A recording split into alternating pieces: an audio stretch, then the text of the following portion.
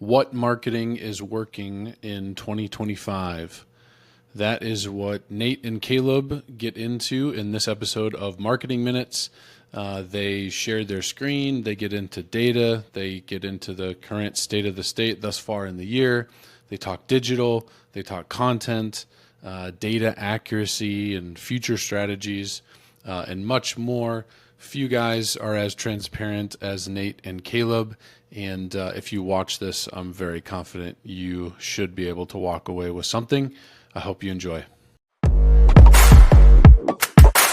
Hello, hello. So we are back. It's been a while since we did one, isn't it, Caleb? Like a month or so, yeah. Yeah, we just have been busy this spring. Both you and I both have been.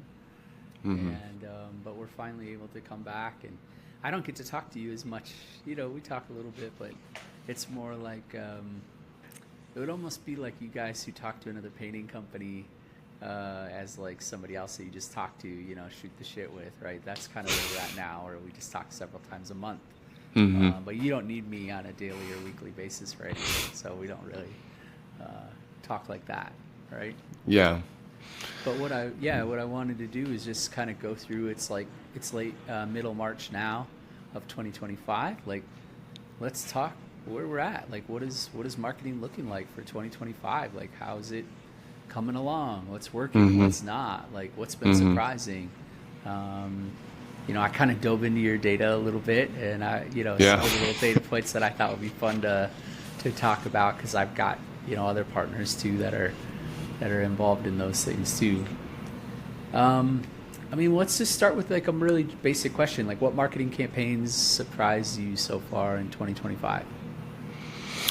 I think overall to this year, it has been a later start for us from a sales and marketing standpoint.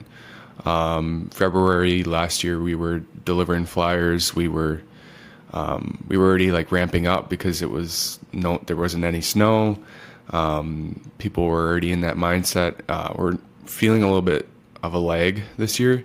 I think I'm looking at the numbers and just with how we're delivering flyers, and I feel like we're lagging about a week behind, maybe a week or two. So we recently ramped up flyers a couple weeks ago. We had a 5K week and a 10K week for door hangers, and we're starting to see the results from that immediately.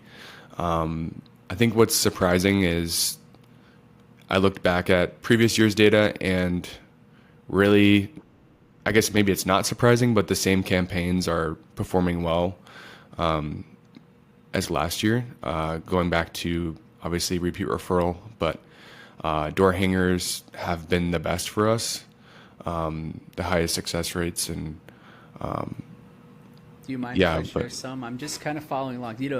Since we're such an open book here, I could just share the data while Caleb's talking about it. Yeah.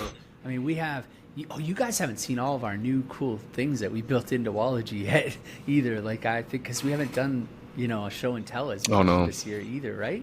So we got marketing plans right inside Wallogy now. And what I'm looking up as he's talking, I'm in Paris Painting. I'm looking up flyers. And then the cool features of this is that I can quickly look and exactly see what he's talking about. Like, last year he got 42 appointments, 51 appointments, 66 appointments when you got into just from flyers, right? And this year you're at more like 20, 15. Like, it's definitely been a slower, build here these weeks. So, and I can look at your spend too and kind of see where you're at versus your marketing plan quickly. But it looks like you're on track for March. You're 30 on 60 already. So that's good. Yeah. Okay. Sweet. So a little bit slower build up. Mostly you think because of weather. You don't think it's anything else, or you do? I think it's mainly weather. We've had like some warm spells, and then it gets cold, and then it goes warm again, and then it gets cold again. We still have a little bit of snow, but I think it is also just the market and how the market's being driven by fear right now. It's the highest amount of fear that's been in the market for a while. Did like my first thought with flyers, I mean, you know, I'm just going to go to the things I love to show. Yeah. Like what were you doing 90 days ago, for instance? Like if you think about last year, like over the winter, did you guys do a lot of flyers in November, December, January, February compared to this year? Mm-hmm. And the only reason I ask that is because you guys know, like, usually I'm looking at 40% of the response to come in the first month, 30% in the second. And so if you weren't doing flyers in December and January as much this season as you were last season, that's going to have a pretty big impact. Yeah, you definitely see that. Like I'm feeling that this week, being a little bit off track still, realizing that the response is still like no campaign has an immediate response except for like door to door, and we all know how that goes. So like it's kind of like, yeah, modeling that out is tricky, and I don't think we did as much. No, we didn't do as much interior marketing in general. Like we really slowed down spend Q4. So I could see how that's affecting Q1 too, because we really cut spend in Q4. We just weren't seeing the ROI. And obviously these are the first flyers that have hit the door in 6 months maybe. So I think that does make a big difference, like you're saying, is, yeah, it's been a while. But okay. All right, so slow start here. I'll stop the show and tell here. Okay, so slow start to fair. So that's one of the surprises. It sounds Yeah. like. What other surprises have you had in 2025? I think other surprises are repeat referral. AJS is down. Our success rate's up for some of these campaigns, but like our sold AJS is down a little bit. And just our repeat, and our repeat referral volume is also down low. And typically we look at that, you know, as an indicator of like the market in general, or it's surprising to see that number drop year over year. I think we're 100K less sold revenue on repeat referral so far. So, yeah. Looks like your success rate's been pretty good year to date. But so like estimated AJS last year, let's go look at it together. Yeah. So that goes from 55 this year, 55 and then 4,300 sold. Wow, okay, 66 last year at this time, 64. Yep. It's very interesting. So, well, that would correlate pretty strongly with if you did have an earlier season. So, for instance, you could just look at exteriors and see how that looks, right? And Yeah. we're really getting geeky. I hope you guys like this kind of geeky stuff, because this is the kind of stuff that Caleb and I look at. So, like, okay, just exteriors, it's 70, well, really close, right? Around 7,500 last year.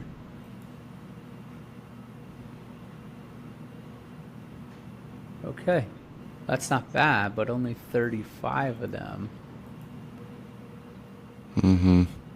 So I think that's okay.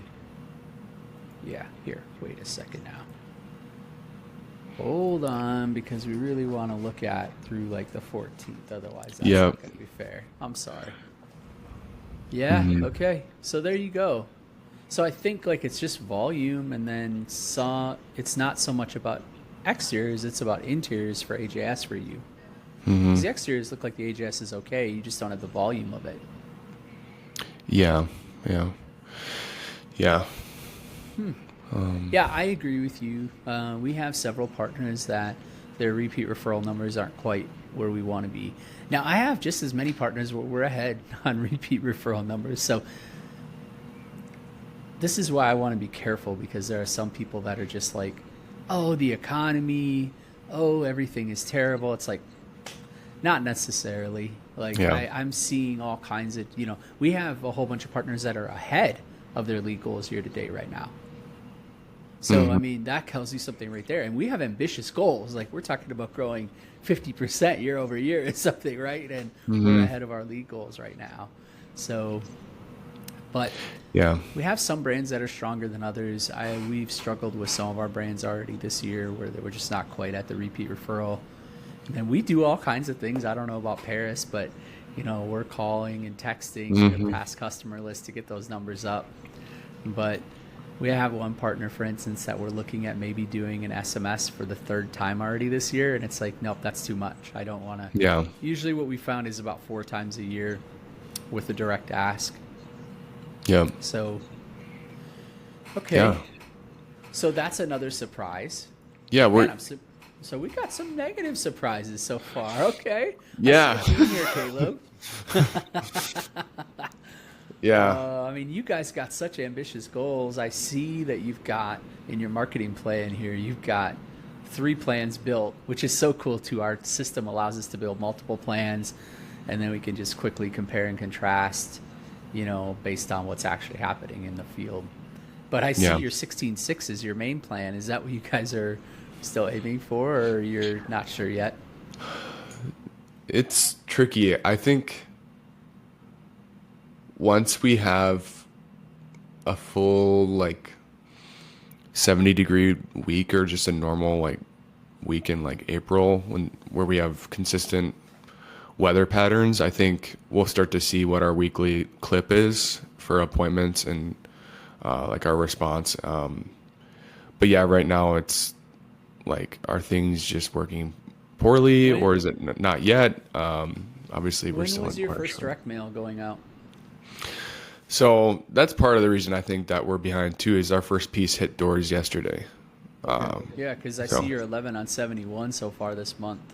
Yeah. So that's too late. Yeah. Okay. It landed a little a week later than we wanted, so that didn't help. But and then it looks like your sales team isn't doing as much self-gen as you had hoped up to this date. We're at 16 on 46. Mm-hmm. It's kind of typical. All right, we're not going to be bemoan that. Hey, what are you talking about? They were 36 on 35 last month. You should be buying them cigars for you. Yeah, I should. And this is again on the 16.6 plan, so I'm sure that you're closer to your goals here on. This is your smart plan, right? Your 15.6? Is that your main plan? Yeah, our scorecard. Our scorecard's built more around spending towards a 15.5, and then our sales goals are we want to. I think the sales goals are too low, but they're 12.5 on the scorecard. But we'll see what we're gonna adjust goals as we go. But I think this year I'm gonna be try to be as nimble as possible when it comes to making adjustments to plans. And I don't know. I guess for you, Nate, what's what have been some surprises that you've seen? I know that Facebook's been big driver for leads and I've been surprised by some things in Facebook, like these sort of ads that you run where we're into ads that are carousel ads, or these kind of ads that you guys have probably seen where it's not real complicated. It's not the kind of ad that I would expect to work. Oh, I'm so sorry, guys. It's not the kind of ad that I personally is my preference, but these ads have been working, right? So you could see here just in the last several days, we got 37 leads from an ad like this. So yeah, that's great. Yeah, I think those have been surprising to me. The kind of content that my team's going to produce throughout the year is going to go up astronomically each month because of the way that we're designing and planning things. So, but early on, we were really struggling to get as good a content as we wanted. And so we were using all kinds of stuff that we wouldn't prefer to do, like these carousel ads too. I'm sure many of you guys are doing these kind of carousel ads too. And these have worked too. You can see I've gotten 29 leads here in the last 2 weeks on that. And lead quality is mediocre. I think that is maybe the downside of it, is if you don't have quite as good a content on Facebook ads, I would say instead of a 30 to 60% lead to appointment. I think you guys usually call it a set rate. I would say it might go down to like 20 to 40%, or maybe even lower, like 15% in some cases. So you might have to go out and buy a lot more leads. And, that might be okay, though, depending on what you're spending. Like some of these we're only spending $20 bucks. So like that's okay if you have a good speed to lead system like we do, where we can sort through those, and we're fine if we only convert on 1 and 5. Right, we got a whole system. We got a team that's going to go and SMS and call and do all that. So I think these are things that have been surprising to me. And we are up on AJS on a whole bunch of our partners too. That's been surprising. We're ahead of our lead goals on a bunch of our partners. Like, I think for every story that I have that isn't the best, I have another story where it's like we're over, and then we have a whole bunch that we're right on track. But yeah, I think the performance of these ads have been a big surprise for me. We have more stickiness with our flyer teams. I've been surprised about that. Like, staffing turnover seems like it's not as hard this year. And that might be a little bit of the economy now that I'm saying that out loud. So that's probably going to be easier this year than it was last year, keeping people out delivering flyers or door knocking. So I'm really happy about that. So those are things that have been surprising. Yeah, I mean, even just to your point, I mean, our flyer vendors delivered almost 10K in 1 week, and that took them months to do that in the previous year. So, I mean, they're making changes, but that does make a big difference if you're doing like door-to-door or door hangers, how you can retain people. So, Yep. Yeah, so I think those are things that, are surprising. I think the other thing that I'm learning is like yard signs. We were going to talk about that. Man, some of our partners are really good at like getting their whole team, like their production team, their sales team, like they all sort of like pitch in to help with marketing. Like they see themselves all as marketers. Like, so it's like, oh, sure, of course we'll deliver flyers around the project after we finish. Of course we'll put a yard sign up in the front yard. Like these things aren't like twisting arms. Like they're like participating because they understand the importance of marketing. Everything goes better in partnerships like that. Like all my repeat referral numbers are higher. Like I just think like if you can create a culture where people are really participating in the marketing, and everybody sees themselves as part of that equation, and you can incentivize them, right? Like we do that too. We give them $100. You bring in a lead, give you $100. We do different things all over the place, but that's probably a surprising thing to me. I always knew that was, but like we have literal data that shows it now. Cause like, I'm not going to bring it up for you guys, but like I can see on scorecards, like when they're putting yard signs up, for instance, and the partners of ours that are just doing that more. And then I see that their whole team is engaged more into marketing. And then it's like marketing just goes so much easier. And then the opposite, where they have like contempt almost, where their production team is like, that's not my job. It's like, yeah, we're struggling more with companies that have those kind of attitudes. And, we're 10% under our lead goals right now, year to date. It's just like, So I think those are surprising. Most of our digital ads on Google have been performing the way we planned this year. So, but you had a pretty big February, didn't you? Here, let's bring it up. For your Google, like you did what, PMAX or search campaigns? I mean, we're just really getting geeky here, so hopefully you guys like this. Yeah, we've been driving, I think, at least twice as much volume through PMAX than previous years. Previous year time frame. But the spend, if you look at that spend there, it's not accurate, but we're working on attributing it to the campaign level. Let's go all the whole year so we can get a little more accurate. So we'll go into online paid. Okay, so you got 19 appointments. We haven't booked many of them yet. Yeah. Only 2. So you're successful. And then we looked into the reps. We had 2 reps that took 40 of those appointments, and they only sold 3. And then we have a huge discrepancy Some of the sales reps are at like 40% on those leads, and we have I a couple. won't call any of them out, but I could sort by that and figure out what you're saying. Yeah, so we did analysis on that. I think that's really important for It is, you yeah, have, because it's like, well, what's happening here, right? yeah, because a lot of them are in the prime zip codes. Their normal estimated AGS is normal. Hey, for those of you guys that have over $3 million painting companies, which I know that's most who listen to this because we're so dang geeky, the reality is that you need to track that by the sales rep, because Caleb's exactly right. Like, I have a couple partners too where I can see that they're not good at selling paid ads. Like, I can see it clear as day just because I can go quick look at this, and it's like I just sort in here by sales rep, and then I can see my paid ad categories and their success rate, and it's like, holy crap, it's like half.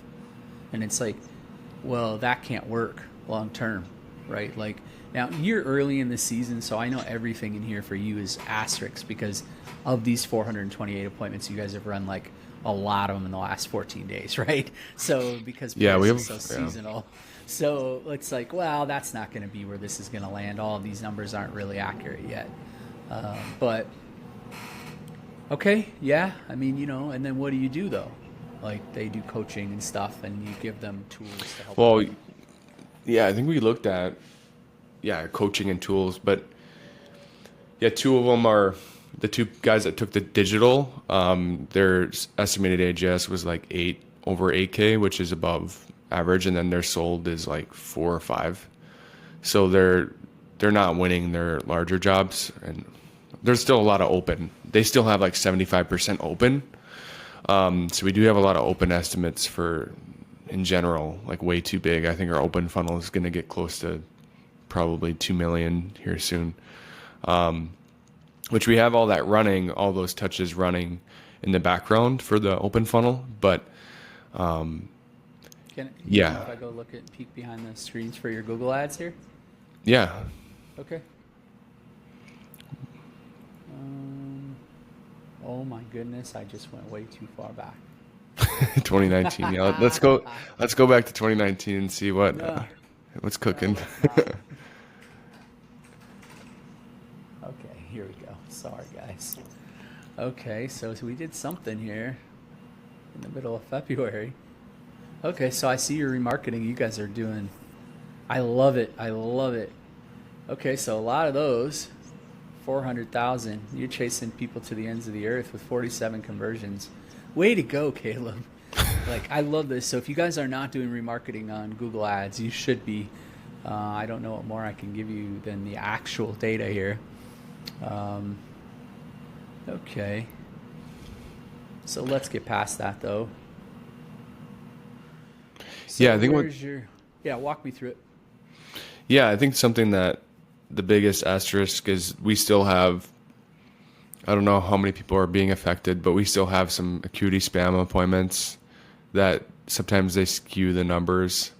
Yep. And then even that report that you pulled up earlier, like this year's been frustrating because there's more asterisks than normal because we have spam appointments, and then now we have a pre-estimate status in Wallogy where there's a lot of estimates sitting there that should be marked estimated that we've been having to manage.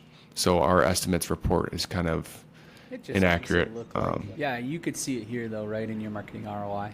Yeah. But I see what you're saying. You got your slippage is not 354 compared to 428. Like, yeah, it's actually been lower this year, but okay. It looks really bad because it's more just a. Yeah, I know these conversion numbers are always a little bit. We got them pretty tight. I think compared to a lot of painting companies, when I look at this with them, it's like theirs is completely bonkers. But I get it, man. Yeah, and I could even. What did you guys do here, February 10th? You must have ran something.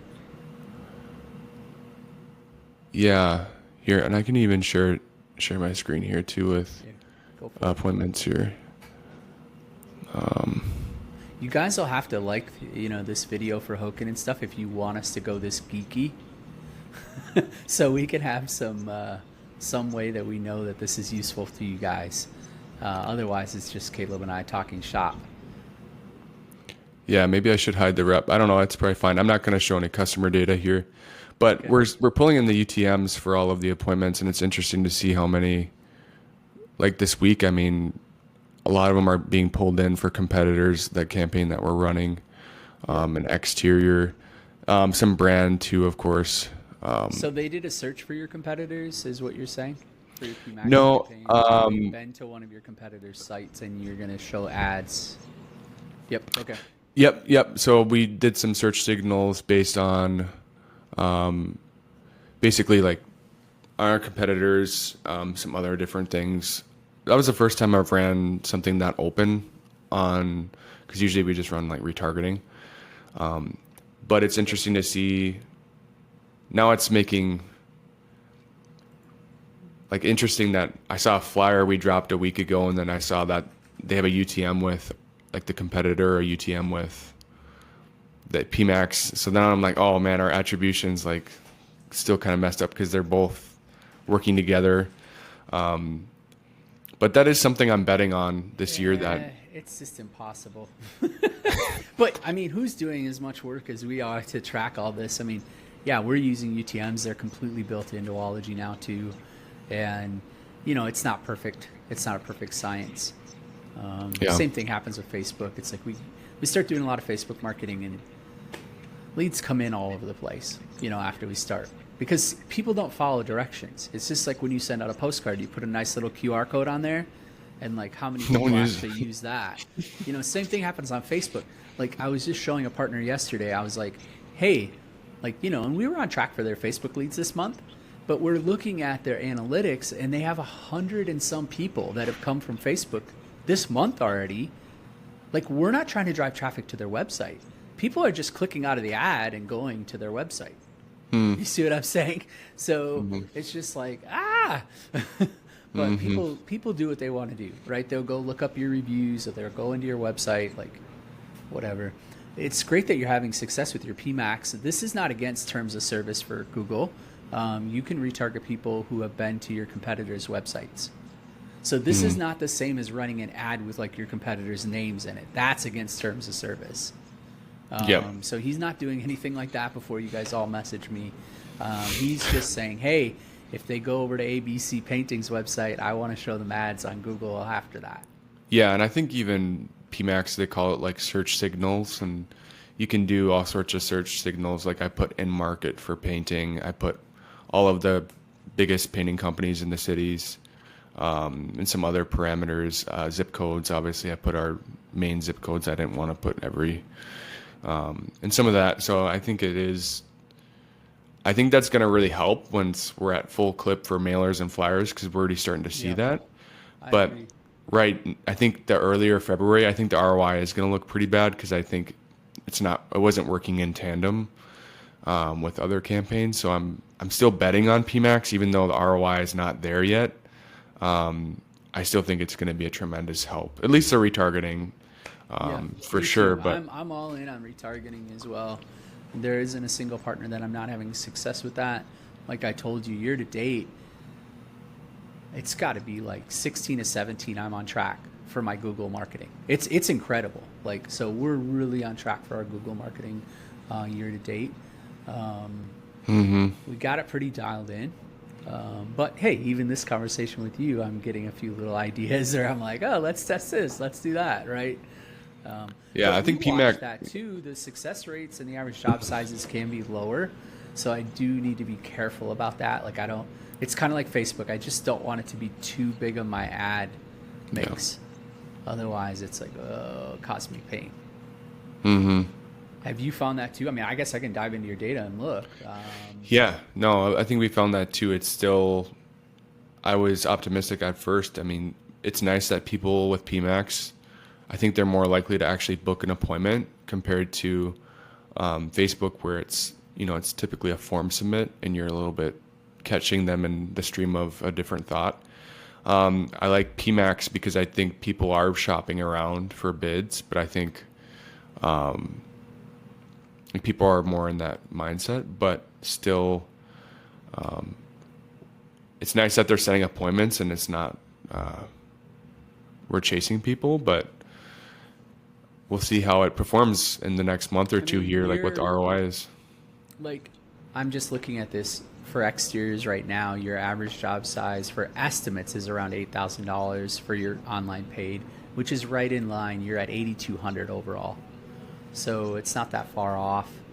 And your online organic is at 9,400, so it's actually even a little bit higher for exteriors. It's a little lower than flyers. They're at 8,800. Oh, you got 2 door knocking? Is that from today? The door knocking you did today? Last night, yeah. Okay. Oh, that's so funny. I'm like, wait a second. That's great, man. That's so funny because we had someone in town trading for door knocking, so it's not something Caleb seems doing right now. But thanks for doing that, Caleb. Yeah, it was fun. Okay. Well, this is great. Tell me about this dang cart because you ran this. Well, you could show it on the screen if you have the file easy, but Yeah, no, I mean, I have it here this too. is like a credit card, basically. Yeah, I have the same one, so we can show it on the screen, but that's a pretty good. This way we can't have, I suppose someone could still screenshot, but whatever. You guys do whatever you want. Tell me about this. What did you do with it? You sent it out to people. Yeah. Hindsight, I wish I would have changed some things. I think the biggest thing is we only did 2,500, so it's not a huge sample size, but we did 2,500 to past clients, 9, 10 NPS or Google review in the last couple years.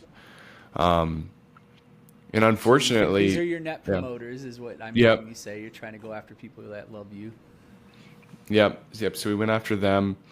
Most of the jobs, clients, the last, I think, 2 to 3 years. I think the biggest thing I was surprised by is how many complaints we got with the plastic. I think it's just people. I think you can actually recycle it in some areas. I don't know if you can recycle it here. I have no idea. But we had some complaints. Like we've had more complaints than appointments, which is it's kind of. The plastic people came after you. Well, if you can answer the question of what is recyclable with plastic, then that's like PhD level. And like you said, it's like every city's different. It sounds like from the stuff I've read too, like from week to week and month to month, it can even change depending on their like ebbs and flows at the recycling centers. So anyway. Yeah. Anyways, yeah. Okay. That was a bummer. Like we've had at least I think 3 negative calls. There might have been more. There's 3 that I know of. And then we've had 3 appointments attributed to it, but they haven't sold. Again, it's been recent. When did you drop these? We dropped them, I think it's been almost a month ago, but we're starting to see the results now. And the offer obviously doesn't end until like end of June, August. Yep. The guy at Dynamic Card did tell me, hey, like it's too early. Like most response is like 3 times longer than regular mail, just because it's more keepable. And so that was interesting. Like I don't know. I mean, the sales reps are attributing it to that campaign now, and we'll see. The whole like getting upset with the plastic, I think that is a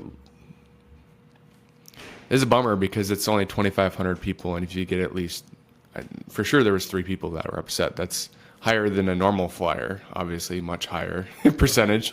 But it is interesting, and it probably represents more people who care about that. Although I don't know, like some of these kinds of like sample sizes are like outliers, I would say. Yeah.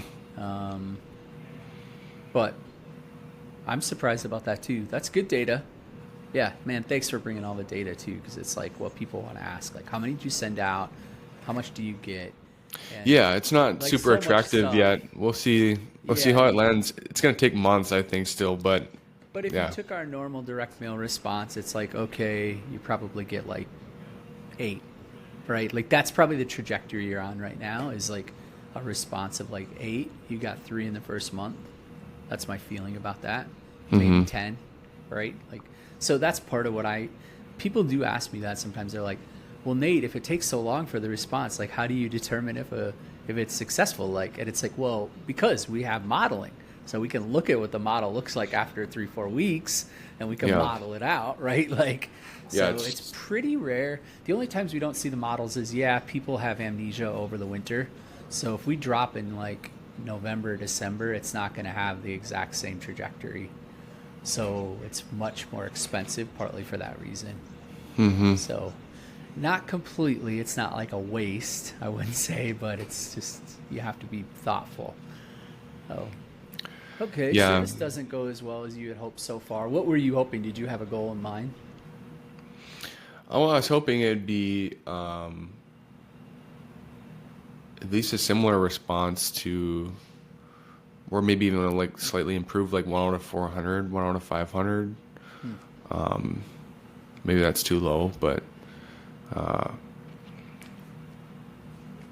I think my feeling about this, I mean, you're not asking for my feedback, but I know you'll take it. I don't know that this adds a whole lot of value. Like, the thing about a product like this is, like, I could see it adding value for someone who's doing like retail or something, right? Like discounting, like shopping. So what I noticed with my wife, because she loves shopping. My wife loves shopping. She shops like, I don't know how many days a week. So what a discount like this is like, it's like permission to go do what she wants to do. So if you send her this in the mail, she already wants to go to whatever, Saks Fifth Avenue, or I don't know, all the different stores. You can tell Nordstrom. I don't want to go there, clearly, but she loves that place. So if you send her something like this, it's like you just gave her like a reason to do what she already wants to do, right? But I think painting, it's not, you don't have any of those things going for you, right? Like, this isn't going to do that. So you just, I'm not sure how much value this adds, right? Now, somebody who was like gonna paint, and they were gonna paint with Paris painting, like, that did add value, but like, did it add value for you? Like, because it's like, well, if they were gonna paint and they were gonna paint with Paris painting, do we need to give them $250 off? Like, maybe, right? Because we do want to, you know, get the sale. But I think the goal is like, how do we? Than a lot of the other stuff that we've been producing for Paris painting over the last couple of years, where I think there's high clarity on the value it adds. Yeah, and I think the more I think through it, the estimates that I saw come through, it's more like just the client has another project, but like, how do we drive more referrals for their neighbors? And maybe this just isn't that valuable, you know, the $250 off. I thought to myself, you know, if my neighbor gave me a coupon for something and I was already planning, but you'd already have to be planning to do it, you know. I don't know. That's the thing with mail. It's like, I don't know, unless you have a really targeted list of people that raised their hand and said, I was going to paint this season, you know, from door knocking or Facebook or something like that. That could be really valuable to do, like a promo if they already said they were going to do it, and you're having a hard time texting them or something. Yeah, back to my I could wife. see that. She already wants to do it. Like, you're just giving her an excuse to pull the trigger. That's honestly what I think discounting does. Yep. Like, you're not I agree. convincing someone to change their behavior. What you're doing is you're just either making it easy or justifying it emotionally. Let's go do this. Right. Yeah, so, I tell my fiance that all the time.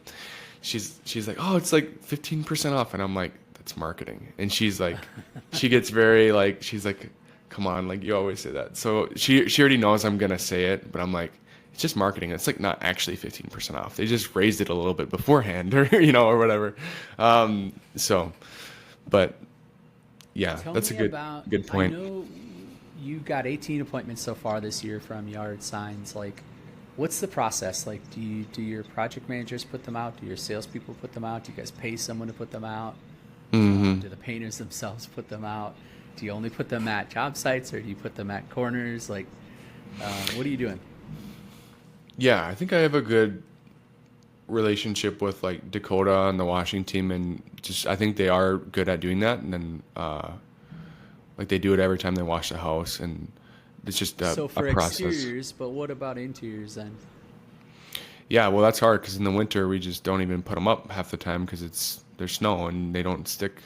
So that's something that I need to solve actually, is that we frequently wouldn't do interiors, and then even in the summer, I don't know how diligent we are. It's such a smaller number compared to exteriors, but You guys do like 20% interiors, right? yeah. So exteriors, I think we do a good job of that. Like I drive around, I see them in the yards, but something that we're thinking about testing, or that I'm planning to test next week, is like just going back to past clients that we painted late fall, and preferably in neighborhoods where they get a lot of traffic or there's a lot of foot traffic, and then asking them to put a yard sign back out, just because they already written us a Google review, or they had a 10 on the NPS. So that's something that we're going to test out. I want to do 100 of those, just so that we're already in the neighborhood. But I don't think Hyler would mind me talking about this, but like he puts so much energy, Hyler Painting does, into yard signs, and he's got someone on his team that's all they do part of the week.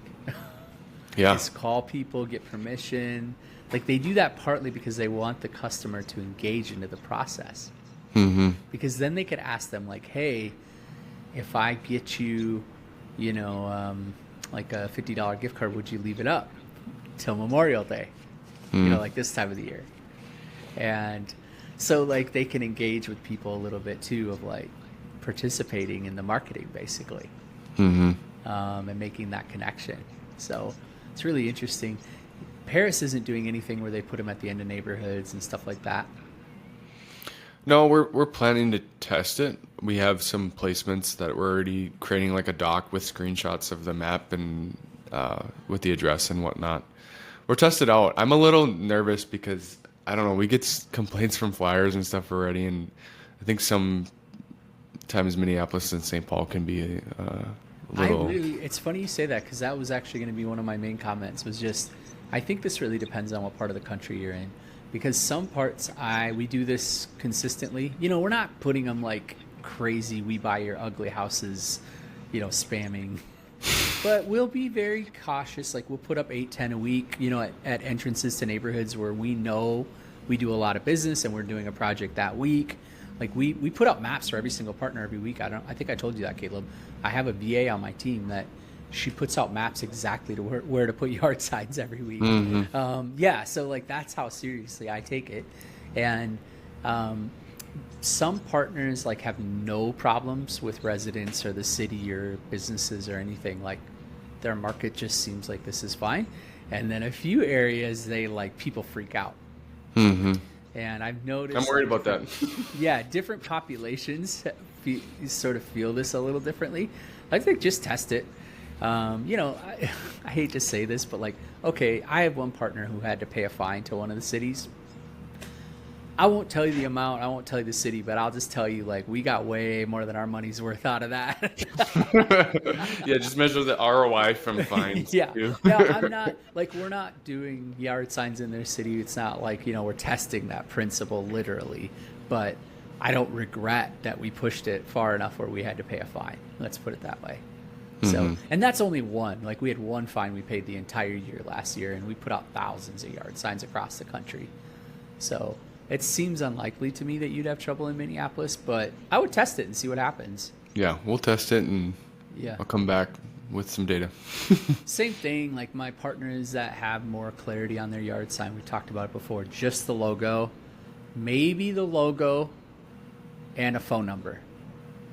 Please do not put bullet points and a million things on there. I guarantee your yard sign's not going to work as well. Mm-hmm. And I love die cut. If you have a really cool logo and stuff, using a die cut is going to probably be worth the money. So what does it do? I think it's double. So it's instead of $4, it's $8, or I don't remember how much. It's actually not. It is. We die cut the last one because we were cutting them manually, which is not a good idea. But we die cut them, and I think it only added $1.50 or something like that.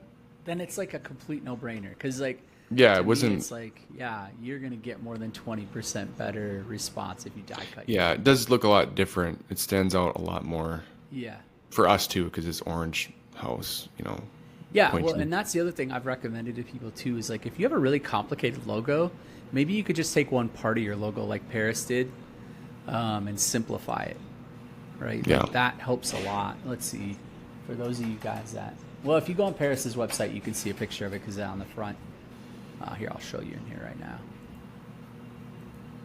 On the front page, Caleb's got one. So that's pretty simple, and it's such a simple die cut. It's just cutting the corners off, right? Mm-hmm. So, but you have you just basically have your logo and a phone number.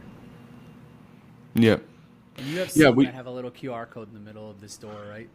Yeah, we made a slightly different one this year too. We put parispainting.com and removed the little gray lines. I don't know. Sure. We haven't. We're testing, but we also have a version where the painting was much larger than the Paris. I kind of liked that version too. Yeah. But here you go. Like, these are the kind of yard signs that work, in my opinion, too. And this is like a variation of our logo, right? That's what I was trying to get at, is like putting this on the yard sign is too much, right? We don't need all that. So, like, we have one of our partners we're rebranding right now, and it's going to be an animal. And I was thinking, like, we'll just do the animal and just their name. We're not going to do their entire logo. You see what I'm saying? It's just going to be that animal and literally their name, and that's perfect. And if you have a lot of people who buy from you that are over 55, you better put the phone number on there, which I know you do, Caleb, because I've seen your sociometrics. So you guys have a ton of people that are over 55 that buy from you. In fact, this is the perfect example of the people that buy from you. Mm-hmm. This picture.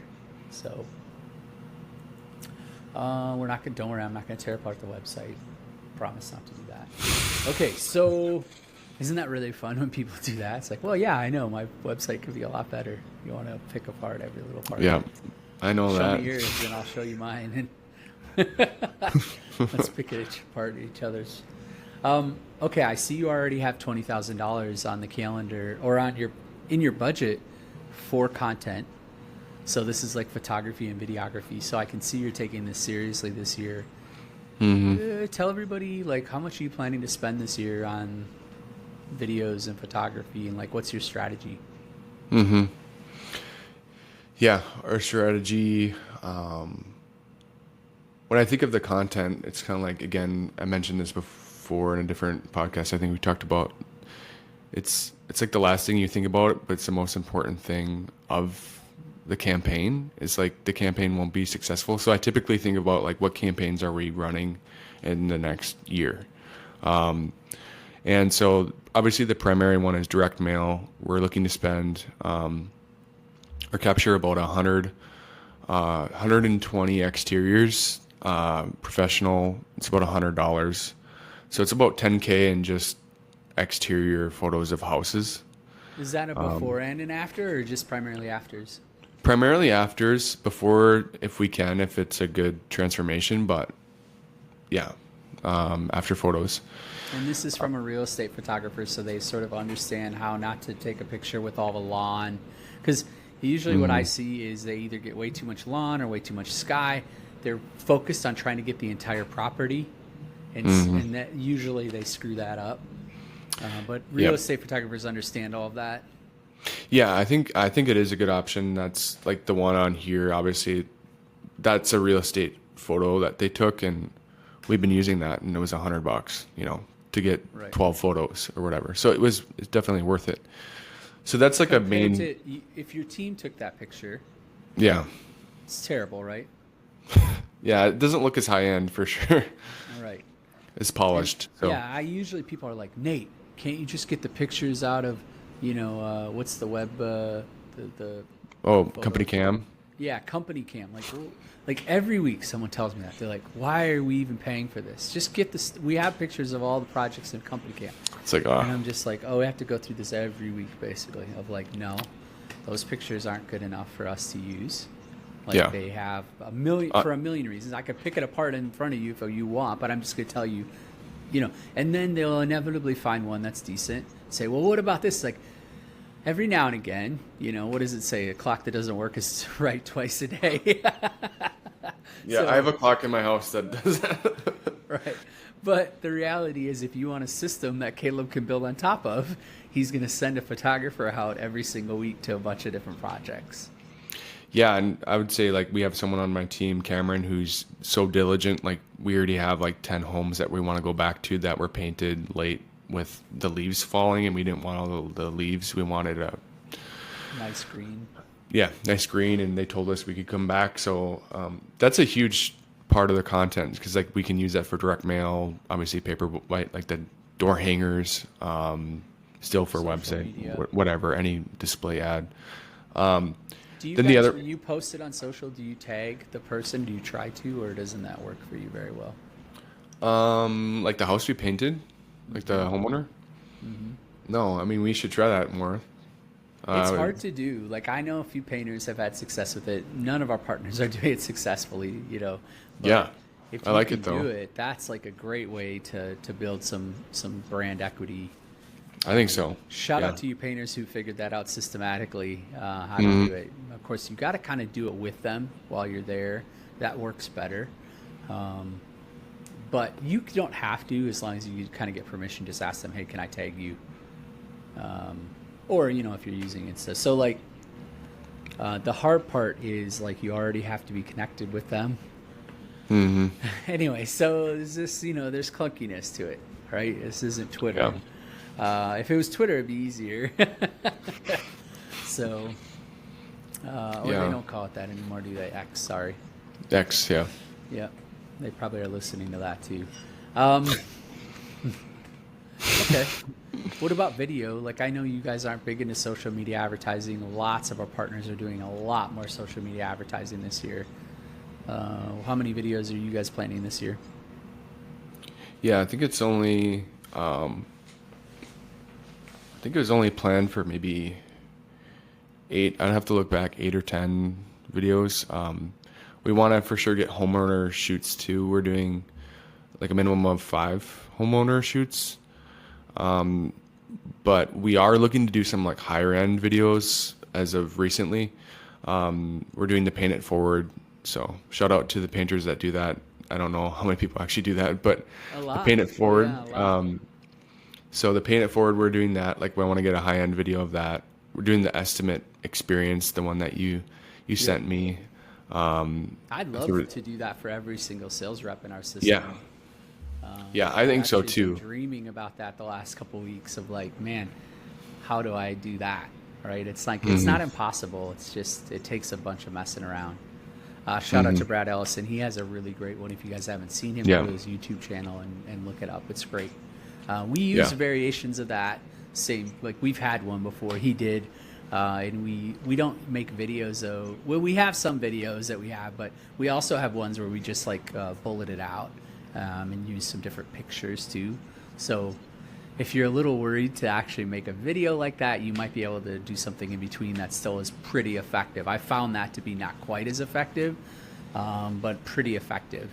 So I would say for our partners that are doing significant social media spend, so like $3,000 to $7,000 a month of Facebook spend, we're trying to produce a video every week. Yeah. So like, shout out to my people who are doing that because like it's a lot of work to get that all. Now we have content creators though that we have in each market. We pay them like $800 to $1,200 a month, and we have them go out and they take videos and pictures on different job sites every single week. And then the way we like to talk about it, the analogy that we've been using, I think I've shared this with you, is like it's like Legos, where what we need to do is build a bin of Legos throughout the year. And some Legos are just really common square, you know, just whatever, I don't know, you can tell I'm not into Legos, but just the common square ones. Yep. And those are like, you know, okay, we got some shots of someone painting or spraying, or, you know, it's like the B-roll, basically. But you need some pieces in that bucket that are really special. You know, it's like the hood for the, you know, spacecraft, and it's the, you know, cool wheels for the cool, like those are the ones that take a lot of energy, and you can get them throughout the year, but those are really the special pieces that make your Lego thing cool, right? And it's exactly the same with photography. Like you're gonna build a whole bucket of different kinds of videos and pictures that Caleb can go and use to build these cool project portfolios and these cool, you know, if you're doing a lot of videos, then you need even more. But I think what happens for a lot of us is that we don't have that bucket. We like dream of it, like what kind of video we want, but we don't have the pieces to make it. Mm-hmm. And then what I see you guys do is like, you're like, I'm going to make something like this, but all you do have is these little square things, and you're like, I'm going to make a car, and it's like, your car looks like a Pine Derby racer kind of car. It's like terrible. It's like, yeah, because you didn't have the cool pieces. And Caleb's telling you, like, he plans for the kind of car he wants to build out of Legos like a year ahead a bit. It's like, well, what videos and pictures do I need this year for stuff next year even? Right? So it's really, now I know some of you guys are like, oh, I just do walk around videos and stuff. Those are cool too. I don't want to take away. Those are cool Lego pieces too, right? And if you're just a single painter, or maybe a $500 to $1 million painter, like that's a good idea. Just start there. Yeah. But if you're building a $3 to $20 million painting company and you need a system, you have to do it like what Caleb's doing, where it's like you're systematically going out to projects every single week throughout the year and spending a pretty big amount of money. You never answered my question about that. How much are you planning to spend? Yeah, I think it's close to 20K. Yeah. But yeah, it's kind of what we'll see. I think it'll be about 20K for just content. I've been telling people how much you spent last year, and then I dove into it a couple of weeks ago, and I realized you got all kinds of things you printed in that category and stuff. It's like, so it wasn't all just content the way I would traditionally talk about content. That's the thing too. Yeah. So, but I think not that many painters are spending $20,000 on content, right? Or if they do, they'll hire like a professional videographer to make like a video that's like 2 minutes long. It's like a interview of the painters or something. It's kind of old school way that they used to do it 10, 15, 20 years ago. I don't think those are usually worth it, because those videographers will usually charge you like $1,000 a minute or something for like the finished product. And they're with you for several hours, and they do the work. I'm not taking anything away from them. I'm not sure how valuable that kind of thing is.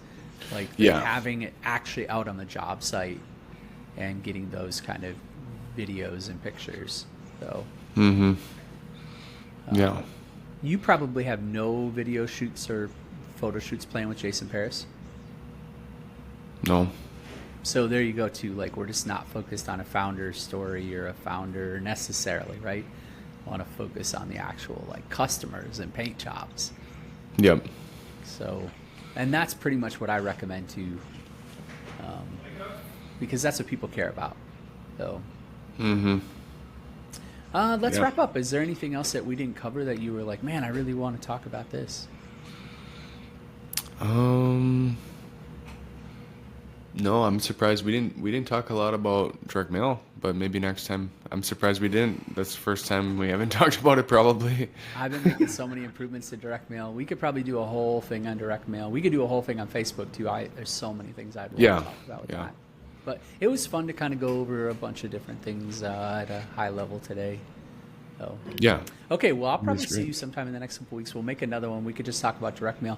By then, you'll have had a lot more results for the spring, so that might be more fun to have that in a couple weeks anyway. Yeah. Looking forward to it. Thanks for doing it, and we'll see you all next time. Yep. See you guys.